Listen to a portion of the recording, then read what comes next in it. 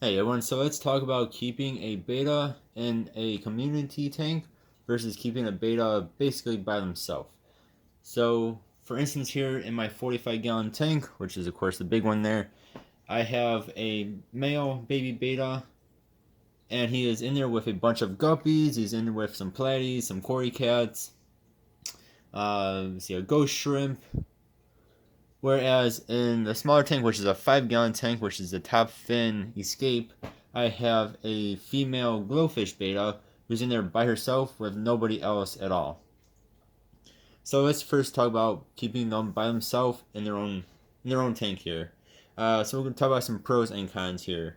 Uh, the biggest con that I could think of is that it's not as exciting to only have one fish in your tank versus having many. Of course, when you have a lot more fish in your tank, it's a lot more exciting. There's a lot more to watch. Whereas if you only have one fish, you have that one fish to watch. Don't get me wrong, it's still a very good experience to watch that one beta, but it's just not as good, in my opinion, as when you have a bunch of fish doing their own thing. That's really like the only solo con I could think of. Uh, some positives here is they do not have competition, so when you feed them, they get all the food, and they are not competing with other fish to eat. Uh, for instance, here in my 45-gallon tank, I have to make sure that my beta gets food. He comes right up to the top of the tank and stuff, but he sits there for a moment and stares at the food before he actually eats it. Whereas the guppies are just like devouring the food. So it takes him longer to eat the food than the guppies do. I mean, the guppies just go nuts on the food, just go ham on the food. Whereas the beta, he kind of sits there and stares at it before he tries to eat it.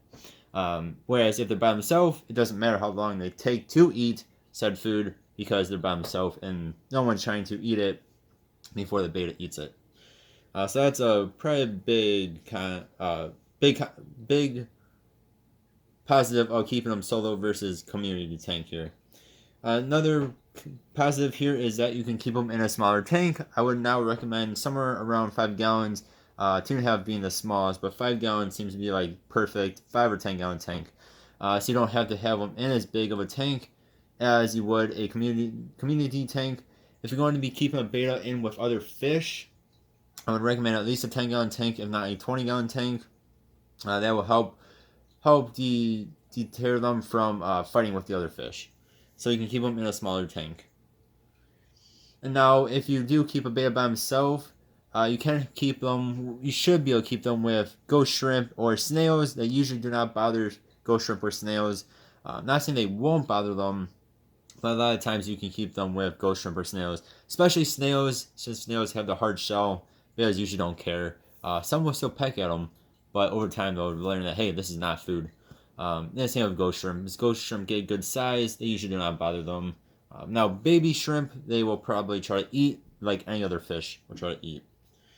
Let's talk about some community pros and cons here. We already talked about some of these, but I'm going to go over them again anyway. So, competition, again, betas will get out competed for food, so you have to make sure that your beta is getting food. So I sit there and I throw a bunch of food at my beta, and he eats 2 out of maybe 10 pieces, whereas the guppies eat the rest. So you gotta make sure that they're getting food. This is a pro and a con here is you need a larger tank. Of course, a larger tank is really cool to have. You get a lot more excitement out of a larger tank like my 45 compared to the 5. It's a lot more exciting. It's more fun to watch. But of course, because it's bigger, you need more room. And if you do not have room for a bigger tank, a tank that can actually accommodate a beta plus other fish, that is going to be a con there. Another con is going to be you gotta watch out for fighting. Betas can be very territorial.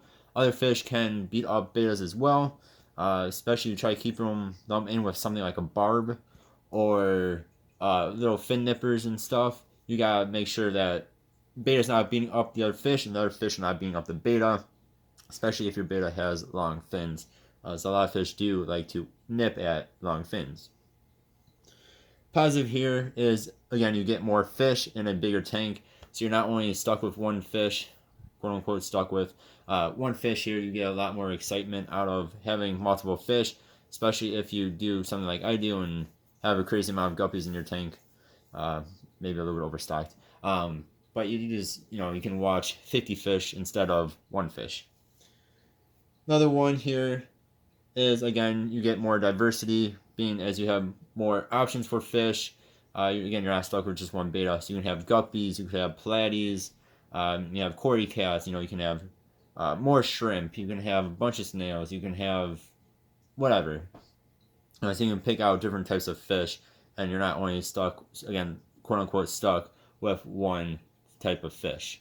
And again, if you want to do a beta only tank for fish wise, you can, of course, should be able to do ghost shrimp and snails, just as long as your beta does not eat said snails or shrimp. You guys can think of any other pros and cons of keeping a beta in a community tank versus a tank by themselves. Do leave me a comment below. I am always excited to hear what you guys have, your thoughts and opinions on my videos. Thank you guys very much for watching. Hope you guys have a good one. And I'll see you guys next time. I really do appreciate it. Goodbye.